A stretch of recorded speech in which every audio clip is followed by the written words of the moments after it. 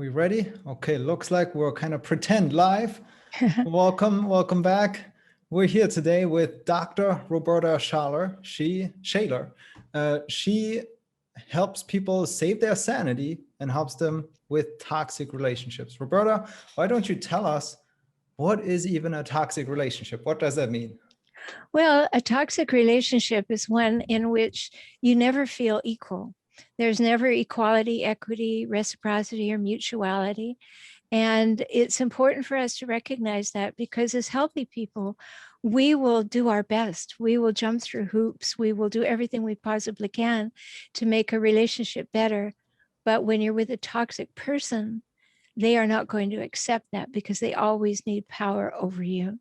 So if you're in an emotionally abusive relationship, you are in a toxic relationship, they'll be damaged, they'll be controlling, any of those things that make it impossible to have the three must-haves of a healthy relationship among adults.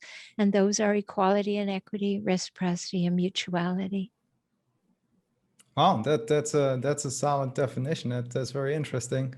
Does that primarily apply to romantic relationships between partners, right? Like love and sexual relationships, or also friends, family? Where would you apply that? Maybe even in the Everywhere. workplace? Everywhere. Everywhere. Yeah, toxic people have particular patterns, traits, and cycles. The behaviors are things that you have to see clearly, but you may have had a toxic parent, you may have toxic parents, you may have toxic siblings, you may have toxic romantic relationship, and you will have a toxic romantic relationship at least early in your relationship life if you've had toxic parents. And then, of course, there's the workplace, which you don't get to choose who's there. And you may find yourself in a toxic relationship there, or one of your children may marry a toxic person, and then you have to deal with that. That makes sense. As I hear you say that, I'm sorry, I don't mean to, be too contrarian here, but just to try to understand it from the opposite perspective. If we keep on that filter of seeing toxic relationships everywhere, seeing toxicity everywhere, wouldn't there be some negative consequences to that in terms of, making us perhaps not resilient enough, or kind of dismissing somebody as toxic maybe too soon? Do you know what I mean here? I know what you mean, but you're suggesting that people can't calibrate. So the invitation is to be able to calibrate what's toxic and what's not, and to know how to do that in any relationship. It doesn't mean you go around filtering everybody for toxicity first. You want to have a healthy balance within your own psyche and your ability to calibrate what's going on. Can you tell us more about that calibration? What does that mean? What does that look like? Where does calibration stop and being tolerant, but on the other hand of the spectrum, there's then, being abused, so to speak, right? At least that's what happens in my mind right now. If I think about that, I would imagine on the one hand, we have this, oh, well, obviously this is a toxic person. On the other hand, we have, well, come on, you got to cut them some slack, right? Be a little tolerant. Right. So there's a spectrum there. Calibrating that spectrum, what's that like? How does that work? Well, if you notice a behavior and you ask a question about it in a honest and kind way, saying, that feels disrespectful to me. Could you tell me what's going on in your mind? Or that hurts me, and you watch and calibrate the responses. Does the person care that they hurt you? Does the person care to hear your side of something? After you've had those interactions a couple of times, it's wise to believe the results. It doesn't mean that you keep knocking at that door, hoping that they're not going to close it in your face, right? So you have to be wise about that. The first time you see the behavior, you just take note of it. But the second time you respond to it.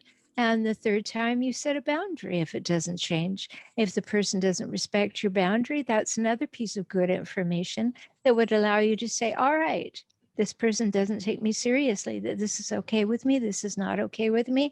They don't seem to care about that. Let me calibrate that. Okay, if I tell them if this behavior continues, the next time it happens, I'm going to hang up the phone. Then that's a non-negotiable boundary. You do it, and then you see what the response is. Makes sense pretty much. So really, you're saying it happens more so as a process in the interaction with the other person, whereas it's not so much of a reframing internally that's going on. It's actually going out by kind of trial and error, determining is the person toxic or not. Yes, and informing yourself. I just got off the phone with a client and she said, I wish I had looked into these behaviors when the devaluing started, but I didn't look into them until I was discarded. Well, if you look into it earlier because you have a bad feeling about it, you're second guessing yourself and questioning your sanity, or you're always wrong, or there is what we call blame shifting happen. I say, I feel this way about your behavior, or I don't like it when this occurs. And the person says, I don't do that, you do it. And if they're always blame shifting like that, you have to notice and say, all right, here, there are some patterns, traits, and cycles. I don't care for these behaviors. They start to add up on the wrong side of the ledger. Then I just say, no, thank you. Makes sense. Makes sense.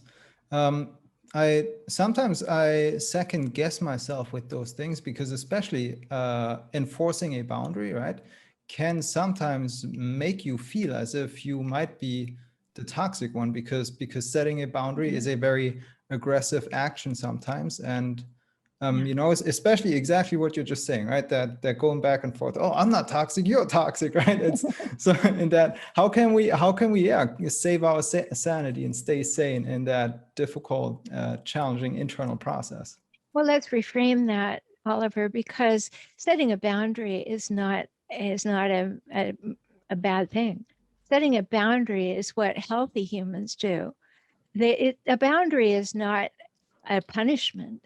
A boundary is simply saying, here's what's okay with me and here's what's not okay with me. And that's where the edge is.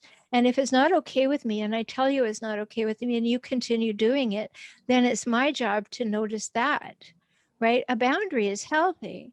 Like whether you have a boundary about physical intimacy, you have a boundary about how close people can stand to you, you have a boundary about whether people are constantly yelling at you, you have a boundary about how money is spent, whatever it is, it's the communication tool to say, this is okay with me, this isn't okay with me, then to see what the other person honors and what they don't. And that's how you calibrate the relationship. So boundaries are a really good thing. They are not making you toxic at all. They are saying, I'm healthy. I know myself well enough to know what's okay with me and what's not. And I'm willing to express it clearly and maintain that boundary. And if someone will not hold that boundary, then I will set a consequence for that boundary. And it has to be non negotiable. And that's where people fall apart. They set a boundary, it doesn't work. They don't enact the consequence. Oh, well, I'll give them another chance. Oh, well, that didn't work very well. No, teach people you mean what you say.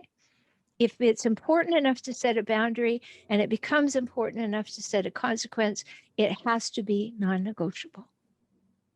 I love it. That's really, really empowering, and yeah, allowing somebody to step into their power and unconditionally be themselves and stand up for what's right and important to them, right? Yeah. So with that said, would you say that possibly toxicity could be reframed as a matter of compatibility? Or would you say that just some people have to be labeled as bad, toxic, and evil? Which actually, personally, I dislike that notion. I dislike going in the world and saying, oh, this person is, a bad person inherently You as don't they have to are. say that. You can say that person behaves this way and they're not right for me. You don't have to make them a bad person. You just don't have to be with them. So ultimately, compatibility is kind of the process of discovering that, or would Sure. you? Yeah. I mean, if you have behaviors that hurt me constantly and you're not interested in the fact that they hurt me, then I have to be able to say, all right, I observe that. And if you don't care about me, well, that's okay, but I'm not going to be with you. I'm not going to interact with you. I had two toxic parents. I coined the phrase hijackals so that we don't talk about clinical definitions. Hijackals to me are people who hijack a relationship for their own interests and purposes to get their needs met. And then they scavenge that relationship for power, status, and control. If you are in a hijackal relationship, you just need to recognize it and say, no, thank you. That doesn't work for me. That's not okay with me. I'm not in a healthy place. And that's okay. Not everybody is right for you. You don't have to label them. You just have to take yourself to where it feels safe.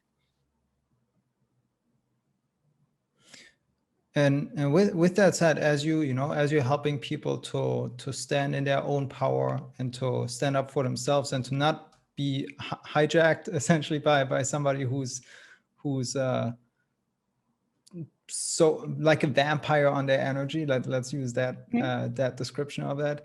As somebody is going through that process, how is their life changing in terms of relationships? But because let me tell you what, if I imagine myself being in the situation right now where I'm possibly in a toxic relationship, there's probably something that I still gain out of it. I still have at least some connection or something, right? So then letting go of that and putting up the boundary and everything, that might put me in a position where I might be afraid to be alone and never find anybody. So what's the actual transformation that happens there for people? Can you tell us about that?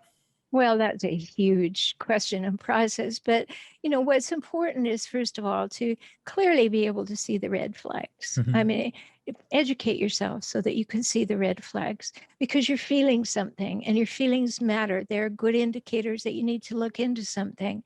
Then do what you can to gather yourself up and realize, has this behavior been all right with me at some level? What is it triggering? What is going on? Am I capitulating to the wishes of someone else all the time? Have I turned into a people pleaser? Am I always engaging the fawning response? On my podcast last week, I did a whole podcast episode on the fawning response, which is extreme people pleasing. Learn what's going on with you, then learn to change what needs changing within yourself to feel healthy and to feel like you have a good grasp on being able to set boundaries. And then begin setting small ones and see what happens. When you learn good strategies, which is what I offer my clients all over the world, try these things first. Let's see what can change the relationship, what can make it better, if something can. So we don't go from 0 to 60 like you're in, you're out. But there are things to learn, as you said, that you can learn about yourself and how to interact with other humans. And then as you get feedback, you can decide if that relationship is worth risking your well-being for. And if it is not, then it's time to leave. Is a relationship worth risking your well-being for? Wow, that's an interesting way to put it. You mentioned you have a whole podcast where you talk about that all the time. Tell us I more do. about that. Sure, it's called Save Your Sanity, Help for Toxic Relationships. And there's over 220 episodes there for you. Wow. Also, I have a YouTube channel for Relationship Help, FOR, Relationship HELP. There's over 560 videos there. So if any of these things are things you need to know more about, just do a search on the podcast or the YouTube channel, and you can get the information that you need in order to clarify your thinking and have strategies for taking care of it. That sounds really super helpful. How long have you been doing this? That you've been able to build up this immense library? Has this been your lifetime career? No, I've been podcasting since 2002, but this show has been going for 3.5 years. So, we're doing well with it, in my opinion. We're just about to break 600,000 downloads. That shows how important this is to so many people in the world, how they need this information. Because when you're with a hijackal, Oliver, they like to isolate and marginalize you. They like to make it so you don't have someone to calibrate the behaviors with. They like to keep it in-house. What I often say is hijackals paint a public picture of perfection, and at home they provide a private place of pain. So when you're at home, you do need to have good information to know what's going on. That's great. And you also say you do coaching with select clients. I don't coach. I have a PhD in psychology, and Oh, I have a therapeutic practice of being a relationship crisis consultant. And so I help people really make the shifts. gotcha. How does somebody take the step from, listening on your podcast and then realizing, what, the information there is not sufficient. I really need some one-on-one help with that. And Mhm. sorry, no offense intended with coaching. That's just the space I'm in. A lot of people I talk to, they identify as like coaches. You're a clinically trained psychologist, Yeah. obviously doctor. And so, yeah, what's Well, that look like? Or how does somebody recognize that they need to go from consuming information to working with a professional like you? yeah, and certainly there are wonderful coaches, but they're not therapeutic. That's not what coaches do. Coaches identify where you are and where you want to move to. They help you do that, have the insights to do that. The therapeutic process is different than that. So when people want to work with me, I offer them a full 1 hour new client opportunity to be with me. They can find that at beaclient.com. And then if we're comfortable with each other and I feel I can help them, then I tell them about my programs. I also have a membership program, a community. It's called Emerging Empowered Community. And you can find that at joinintoday.com. Lots of programs, lots of options available for everyone to check out. We're seeing the link on your screen. I'll drop some info in the description as well. It's been a pleasure talking to you. Lots of great insight. I look forward to checking out more of your podcast episodes as well. Is Well, there? thank you so much for the opportunity to talk about it. And I would love to leave people with one really important thing, and that is my formula, ABB. And I want you to write that on the inside of your forehead and filter it through everybody that you look at, because you're going to see wonderful things, but you're also going to see the negatives. And it's so important. So ABB stands for always believe behavior. If someone's words match the behavior, bonus. But if not, always believe their behavior. That is powerful. Thank you so much for sharing that. You're welcome. And thanks for having me as your guest. Amazing. It's been really insightful, and thanks for everything. Thanks for all you do. It's really great. It's really inspiring, really empowering. Really, I feel secure talking to you. Like, oh, this makes a lot of sense. I feel sane again. Exactly what we promised, right? Save your sanity. There Thank we you so much, go. Rhoberta. Thank you, Oliver. Take care.